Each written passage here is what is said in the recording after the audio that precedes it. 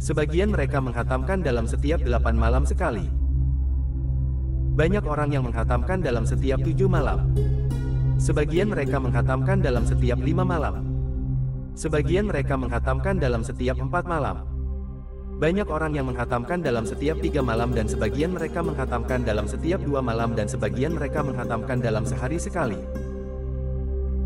Di antara mereka ada yang menghatamkan dalam sehari semalam 2 kali dan di antara mereka ada yang menghatamkan 8 kali, yaitu 4 kali di waktu malam dan 4 kali di waktu siang. Di antara orang-orang yang menghatamkan sekali dalam sehari semalam ialah Utsman bin Affan, Tamim Ad-Dari, Said bin Jubair, Mujahid tanda kuadrat, Asy Syafi'i dan orang-orang lainnya. Di antara orang-orang yang menghatamkan 3 kali adalah Sulaim bin Itrin Qadi Mesir di masa khilafah Muawiyah. Abu Bakar bin Abi Daud meriwayatkan bahwa ia menghatamkan dalam setiap malam 3 kali khatam. Abu Umar Al-Kindi meriwayatkan dalam kitabnya mengenai para Qadi Mesir bahwa ia menghatamkan dalam semalam 4 kali khatam. Asy Syekh Soli Abu Abdurrahman As-Sulaiman berkata, aku mendengar Asy Syekh Aba Utsman Al-Maghribi berkata, adalah Ibnul Khatib menghatamkan di siang hari 4 kali khatam dan di malam hari 4 kali khatam. Ini adalah penghataman terbanyak yang sampai kepada kami dalam sehari semalam.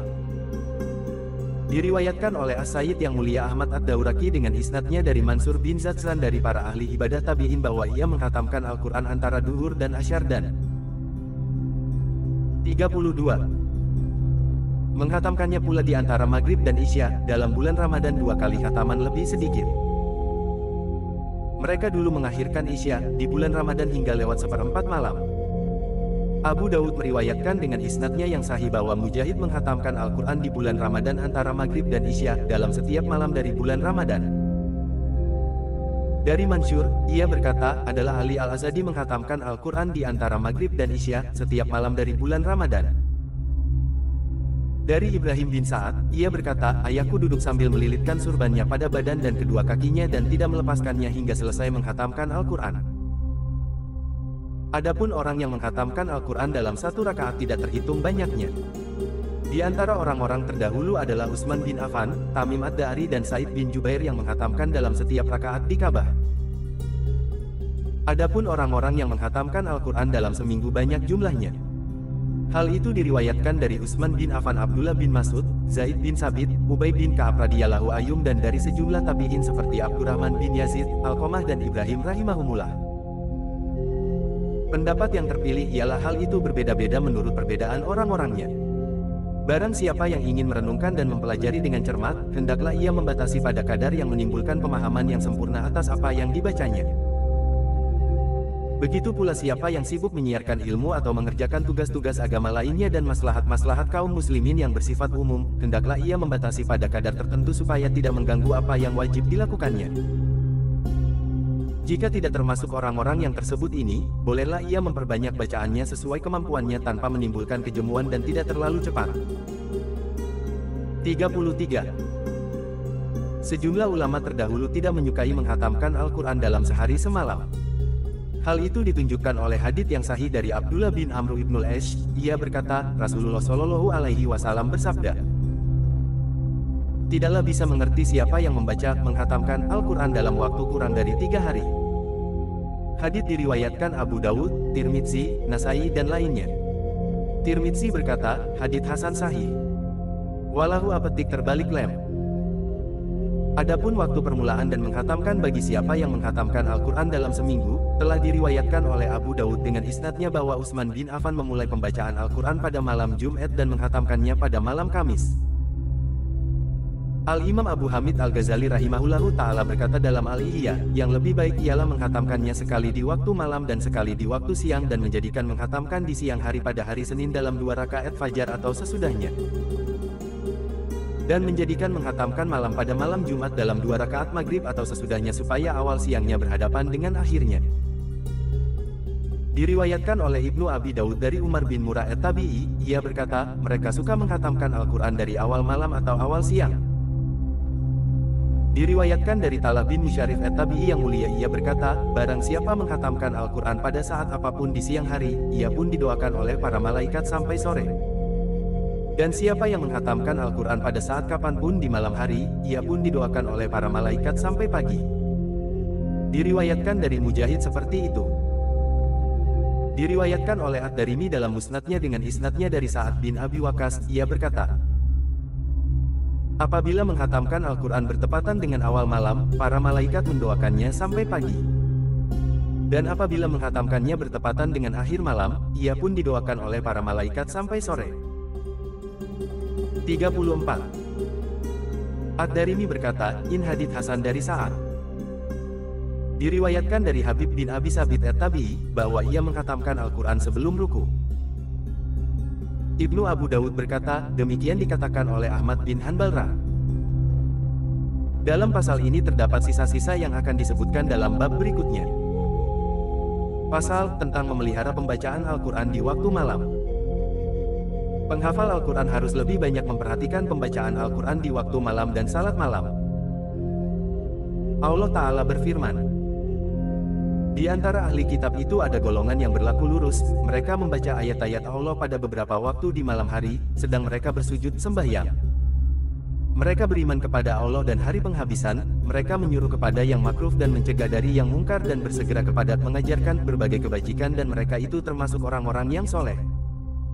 Ali Imran, 113-114.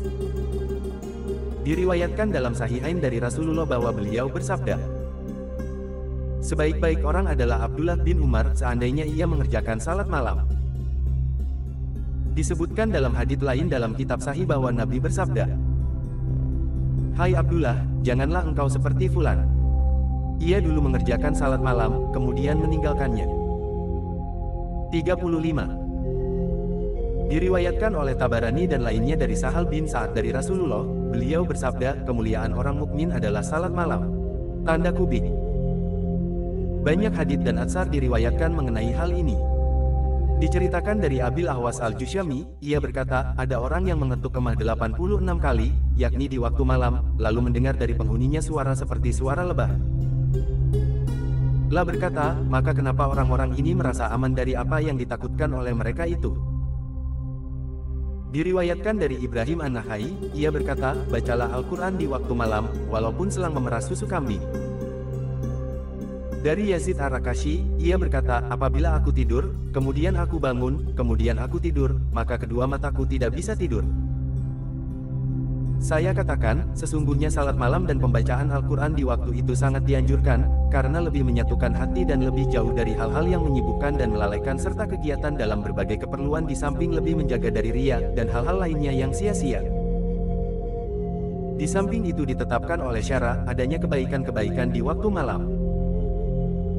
Perjalanan Isra, yang dialami Rasulullah terjadi di waktu malam. Dan Nabi bersabda, Tuhanmu turun setiap malam ke langit dunia ketika lewat separuh malam. Kemudian dia berkata, apakah ada yang berdoa supaya aku kabulkan doanya? Tanda kubik. Diriwayatkan dalam kitab Sahih bahwa Rasulullah bersabda, dalam waktu malam ada satu saat di mana Allah mengabulkan doa setiap malam. Tanda kubik tanda kuadrat. 36. Diriwayatkan oleh penulis Bahjatul Asrar, dengan isnadnya dari Sulaiman al-Anmati, ia berkata, aku melihat Ali bin Abi Thalib dalam mimpi berkata, kalau bukan karena orang-orang yang salat di malam hari dan yang lain puasa di siang hari, niscaya bumimu diguncang dari bawahmu. Karena kalian kaum yang buruk dan tidak taat. Ketahuilah bahwa keutamaan salat malam dan bacaan di dalamnya tercapai dengan jumlah sedikit dan banyak. Semakin banyak, maka lebih banyak keutamaannya. Kecuali apabila menghabiskan seluruh malam, maka tidak disukai bila terus mengerjakannya. Karena hal itu akan membahayakan dirinya. Yang menunjukkan bahwa keutamaannya tercapai dengan amalan yang sedikit ialah hadits Abdullah bin Amr ibnul Ash, ia berkata, Rasulullah bersabda, barang siapa mengerjakan salat malam dengan membaca 10 ayat, ia pun tidak ditulis dalam golongan orang-orang yang lalai. Dan siapa yang mengerjakan salat malam dengan membaca 100 ayat, ia pun ditulis dalam golongan orang yang taat. Dan siapa yang mengerjakan salat dengan membaca 1000 ayat, ia pun ditulis dalam golongan orang yang berbuat adil. Hadits riwayat Abu Dawud dan lainnya. Diceritakan oleh As-Salabah dari Ibnu Abbas, ia berkata, barang siapa mengerjakan salat di waktu malam, ia pun bermalam dalam keadaan sujud dan berdiri menghadap Allah. Pasal perintah untuk memelihara Al-Quran dan peringatan untuk tidak melupakannya. Diriwayatkan dari Abi Musa al-Asy'ari dari Nabi, beliau bersabda, 37. Peliharalah Al-Quran ini. Demi Tuhan yang jiwa Muhammad berada di tangannya, sungguh ia lebih mudah lolos daripada untam dalam ikatannya. Hadits riwayat Bukhari dan Muslim. Tanda kubik. Diriwayatkan dari Ibnu Umar bahwa Rasulullah bersabda, sesungguhnya perumpamaan penghafal Al-Quran adalah seperti unta yang diikat. Jika ia menjaganya, ia tetap menahannya. Jika ia melepaskannya, maka unta itu lari. Hadits riwayat Bukhari dan Muslim. Tanda kubik. Dari Anas bin Malik, ia berkata, Rasulullah dan bersabda, ditunjukkan kepadaku pahala-pahala umatku hingga kotoran yang dikeluarkan orang dari masjid. Dan ditunjukkan kepada dosa-dosa umatku. Maka aku tidak melihat dosa yang lebih besar daripada surah atau ayat dari Al-Quran yang dihafal oleh seseorang kemudian dilupakannya. Hadits riwayat Abu Dawud dan Tirmidzi. Hadits ini dipersoalkan. Tanda kubik. Dari Sa'ad bin Ubadah dari Nabi Shallallahu Alaihi Wasallam, beliau bersabda, barang siapa membaca, menghafal Al-Quran, kemudian melupakannya, maka ia berjumpa Allah Azza wa Jalla pada hari kiamat, sedangkan ia dalam keadaan buntung. Tanda kubik. Pasal, siapa yang tidur hingga meninggalkan wiridnya. Diriwayatkan dari Umar Ibnul Khattab, ia berkata, Rasulullah bersabda, barang siapa tidur dan belum membaca hizibnya di waktu malam atau sebagian darinya, lalu ia membacanya antara salat subuh dan salat duhur, ditulis baginya seperti membacanya di waktu malam. Hadits riwayat Muslim. Diriwayatkan dari Sulaiman bin Yasar, ia berkata, Abu Usaid berkata, tadi malam aku tidur dan belum membaca wiridku hingga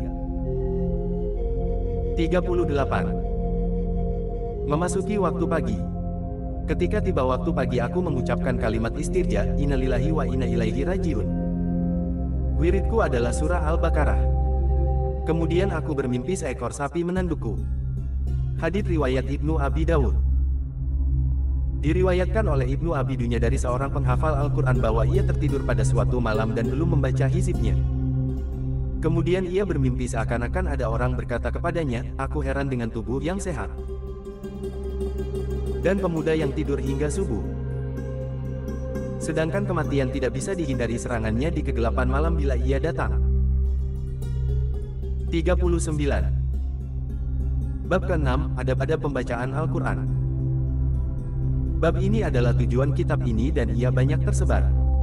Saya isyaratkan kepada beberapa hal dari tujuannya untuk menghindari pembahasan yang panjang karena takut menjemukan pembacanya. Yang pertama ialah pembaca wajib bersikap ikhlas sebagaimana kami kemukakan dan memperhatikan adab terhadap Al-Quran. Maka ia harus menghadirkan dalam dirinya bahwa ia bermunajat kepada Allah Ta'ala dan membaca dalam keadaan orang yang melihat Allah Ta'ala. Jika ia tidak bisa melihatnya, sesungguhnya Allah Ta'ala melihatnya. Pasal, apabila hendak membaca, patutlah ia membersihkan mulutnya dengan siwak dan lainnya. Yang terpilih mengenai siwak ialah menggunakan kayu arak dan boleh menggunakan kayu-kayu lainnya dan setiap sesuatu yang bisa membersihkan, seperti kain yang kasar dan lainnya. Mengenai bolehnya menggunakan jari yang kasar ada 3 pendapat dari pengikut Asy-Syafi'i rahimahullahu ta'ala, yang paling masyhur ialah tidak terwujud sunnahnya. Yang kedua terwujud dan yang ketiga terwujud jika tidak menemukan lainnya dan tidak terwujud jika menemukan lainnya. Hendaklah ia bersiwak mulai dari sebelah kanan mulutnya dan berniat mengamalkan sunnah. Salah seorang ulama berkata, hendaklah ia mengucapkan, Ya Allah, berkatilah aku dalam siwak ini, ya Tuhan yang maha penyayang di antara para penyayang. Al-Mawardi seorang pengikut Asy-Syafi'i berkata, dianjurkan bersiwak pada bagian luar gigi dan dalamnya dan menggosokkan siwak pada ujung-ujung giginya dan bagian bawah gerahamnya serta bagian atasnya dengan lembut. Mereka berkata, hendaklah bersiwak dengan kayu yang sedang, tidak sangat kering dan tidak sangat basah. Jika sangat kering, maka siwaknya dilunakkan dengan air. Tiada masalah menggunakan siwak orang lain dengan izinnya. Apabila mulutnya najis karena ada darah atau lainnya, maka dihukum makruh baginya membaca Al-Quran sebelum membasuhnya. 40. Apakah diharamkan? Berkata Ar-Ruyani seorang pengikut Asy-Syafi'i dari ayahnya. Hal itu mengandung kemungkinan 2 pendapat. Pendapat yang lebih sahih tidak diharamkan. Dianjurkan membaca Al-Quran ketika pembacanya dalam keadaan suci, berwudu. Jika ia membacanya dalam keadaan berhadas, maka hukumnya boleh berdasarkan ijma kesepakatan kaum muslimin. Hadis-hadis mengenai hal itu banyak dan terkenal. Imamul Haramain berkata, tidaklah dikatakan bahwa ia melakukan sesuatu yang makruh, tetapi meninggalkan yang lebih utama. Jika tidak menemukan air, ia boleh bertayamum. Perempuan yang mengalami istihadah di masa yang dihukumi suci, hukumnya adalah hukum orang lelaki yang berhadas.